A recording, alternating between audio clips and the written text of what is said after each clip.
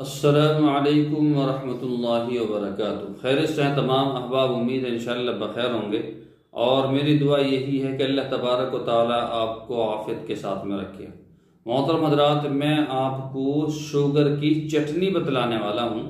Sugar वाले हजरात बड़े परेशान रहते हैं, बड़ी महंगी महंगी और गर्म दवाई खाकर उन्होंने अपने बदन का बेड़ा गर्क करके रख दिया है और जो कोई चीज़ बतलाता है उसी को खा लेते हैं, यानी कि उन्होंने बदन को ही पागल कर दिया है। तो आप रिलैक्स हो जाएं और बिल्कुल जो दिमाग है उस संतुलन में जो है उसको सही करें। दिमाग संतुलन में आना चाहिए और जो मैं चटनी बतला रहा हूँ ना, इसको खानी चाहिए खाना खाने के साथ में, ठीक है। तो चलिए मैं आप हजरात को बताता हूँ। उससे पहले आपसे दरख्वास्त एक ही है कि वीडियो को लाइक करें, कम से कम 500 लाइक तो इस पर होना चाहिए। एक लाइक फ्री में होता है, लाइक कुछ भी नहीं खर्च होता, ठीक है। लाइक करें और काले बटन का जो सब्सक्राइब का निशान है इसको जो है प्रेस कर लें ताकि मेरी वीडियो तुम्हें मिलती रहे। करना क्या है आपको सब्ज पुदीना यानी कि हरा पुदीना लेना है। हरा पुदीना 50 ग्राम, उसके बाद में अनारदाना ये 50 ग्राम, अदरक ये भी 50 ग्राम और देसी लहसुन जो है लहसुन बोलते हैं सर, देसी, ये भी 50 ग्राम होना चाहिए। देसी लहसुन 50 ग्राम।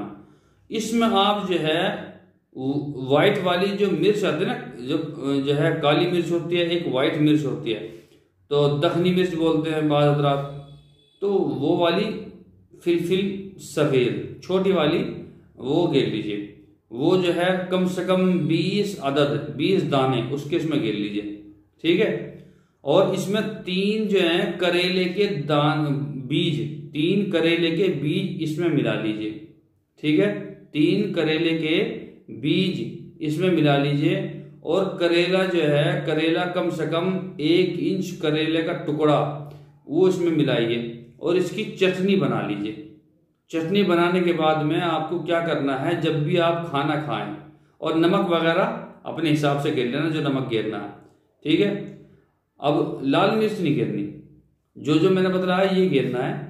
और खाना खाने से पहले 1 चम्मच, 2 चम्मच, आधी चम्मच, जितना आपका दिल करे ये जरूर खा लिया करें खाना खाने के साथ। तो मैं कह रहा हूं कि जो तुम्हारा पेट है ना वो कंफ्यूज हो गया दवाइयाँ खाकर, वो रिलैक्स हो जाएगा और संतुलन में आ जाएगा।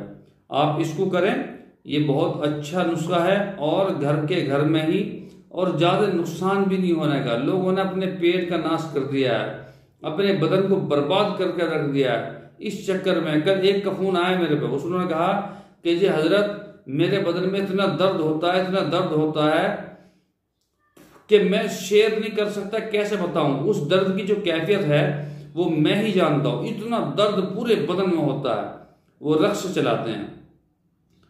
तो बताइए ऐसे लोग कितना बर्दाश्त करते होंगे। वो लोग बच्चों की खातिर, पेट की खातिर वो रिक्शा चला रहे हैं, लेकिन दर्द इतना होता है। फिर मैंने उसको कई नुस्खे बतलाए सस्ते से कि आप इसको कर लें, इंशाल्लाह फायदा होगा।